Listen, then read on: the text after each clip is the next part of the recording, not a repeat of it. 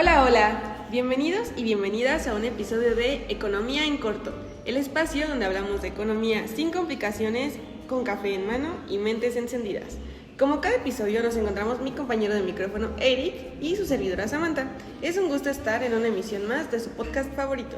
Así es, hoy vamos a meternos en un tema que nos afecta más de lo que imaginamos, los aranceles. Este pequeño o no tan pequeño impuesto que puede hacer que tu celular, tu coche o hasta tus películas favoritas se vuelvan más caros o desaparezcan del mercado. Oye Eric, y con este tema me surgen unas dudas. ¿Son los aranceles una forma de proteger nuestra economía o un muro que nos aísla del mundo? ¿Y qué pasa cuando un país como Estados Unidos los usa como un arma política? Pues para responder a eso y mucho más, hoy tenemos a 3 voces expertas que nos ayudarán a desenredar este tema. Vamos a presentarlos. Nos acompaña Ulises, especialista en tratados internacionales y miembro de un equipo de negociación comercial en América del Norte. Ulises, bienvenido. Gracias, Samantha. Encantado de estar aquí. La verdad es que es un tema complejo, pero muy actual.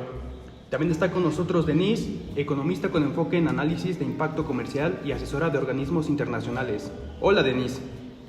Gracias, Eric. Es un gusto poder hablar de esto en un espacio accesible como este podcast. Y finalmente tenemos a Miguel, consultor en política exterior y comercio.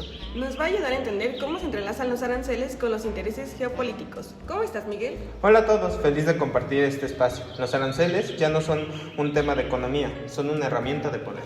Empecemos por lo básico. Denise, ¿qué es exactamente un arancel? Un arancel es, en términos simples, un impuesto que se aplica a los bienes cuando ingresan a un país desde el extranjero. Por ejemplo, si México importa automóviles de Japón, esos vehículos pueden estar sujetos a un arancel del 20%. Ese costo suele trasladarse al precio final que paga el consumidor. Existen distintos tipos de aranceles. El más común es el ad valorem, que se calcula como un porcentaje sobre el valor del producto. También están los específicos que se cobran por unidad sin importar el precio y en algunos casos se combinan estos dos. Entonces, ¿los aranceles son solo para que el gobierno obtenga ingresos? No necesariamente, aunque históricamente sí se usaban con fines recaudatorios, hoy en día también sirven para proteger industrias locales. Al encarecer los productos importados, los nacionales pueden competir con un mejor precio. Por eso, pueden generar efectos negativos, que puede ser menos variedad para los consumidores o productos más caros. Y en un mundo tan interconectado, eso tiene implicaciones.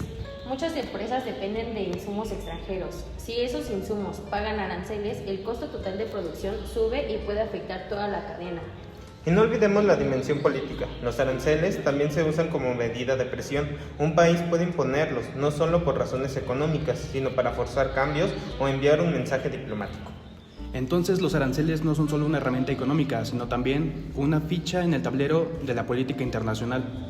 Y al final, quienes lo sienten somos nosotros como consumidores, a veces sin saber por qué pagamos más por algo que antes era más barato.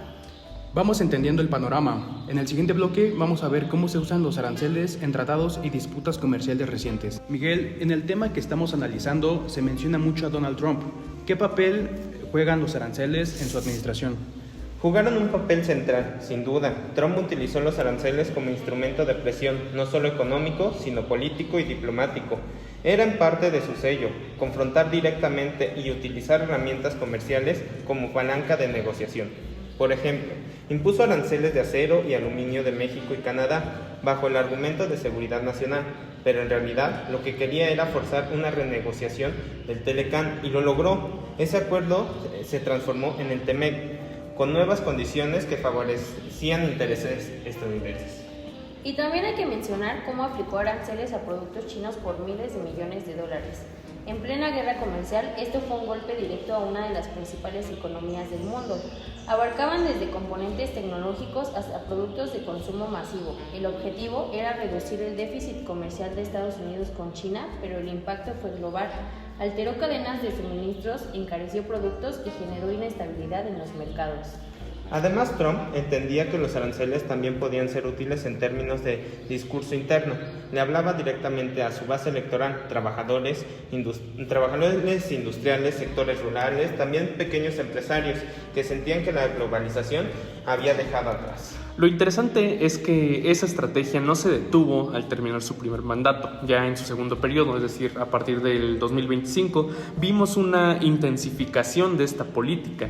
Los aranceles se volvieron incluso más agresivos y alcanzaron terrenos inusuales como los productos culturales.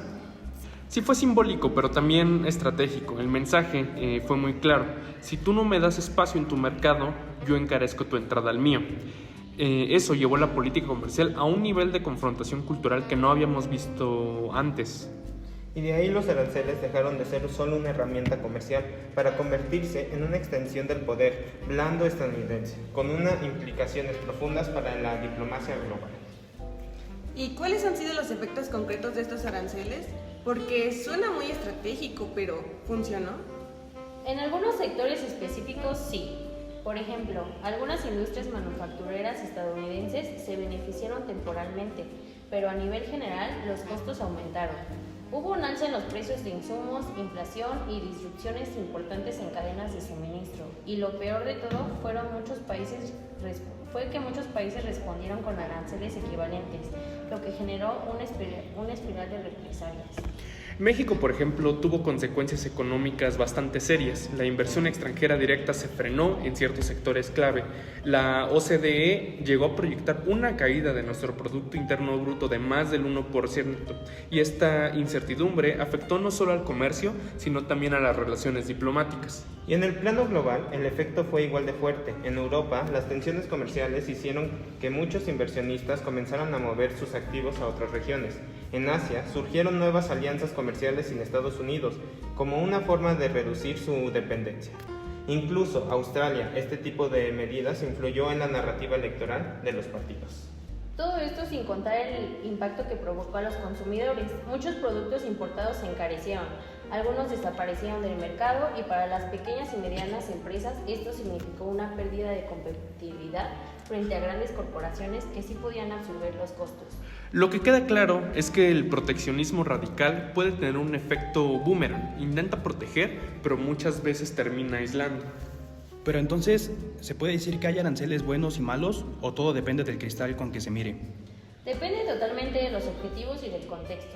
Si un país aplica aranceles de manera transitoria, con reglas claras y para proteger industrias jóvenes o estratégicas, puede ser una herramienta útil de desarrollo, pero si se aplica de forma unilateral, arbitraria y sin un plan a largo plazo, tienden a generar más daño que beneficio. Sí, y cuando se usan como castigo político, se pierde credibilidad en los tratados y en las instituciones multilaterales. Se crea un entorno de incertidumbre que puede frenar inversiones, paralizar proyectos y deteriorar relaciones internacionales.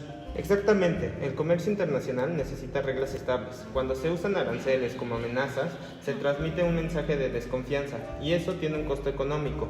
Se desincentivan las inversiones a largo plazo y se rompe en el tejido de cooperación que toma años construir. Es decir, el problema no es el arancel en sí, sino cómo, cuándo y para qué se usa. Tal cual. Un buen arancel puede ser una herramienta de desarrollo, un mal arancel un obstáculo para el crecimiento. Y entonces, mirando hacia adelante, ¿qué debe hacer México y qué debe hacer el resto del mundo? Mira, México necesita urgentemente diversificar mercados. Actualmente, más del 80% de nuestras exportaciones van dirigidas hacia Estados Unidos. Esa dependencia nos hace vulnerables. Es crucial fortalecer los tratados existentes con Europa, Asia y América Latina y, a mi parecer, buscar nuevos socios comerciales con los que tengamos complementariedad. Además, también es necesario invertir en innovación. La competencia global no se gana solo con tratados, sino con calidad y valor agregado. Necesitamos políticas industriales que fomenten investigación, tecnología, digitalización.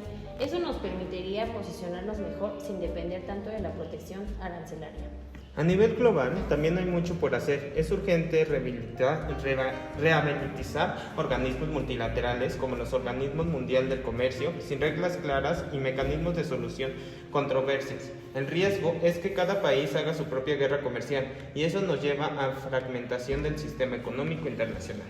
También sería clave promover mecanismos regionales de cooperación. Si Norteamérica actúa de forma coordinada, puede ser mucho más resiliente frente a tensiones globales. Lo mismo aplica en otros bloques como lo es la Unión Europea o la ASEAN.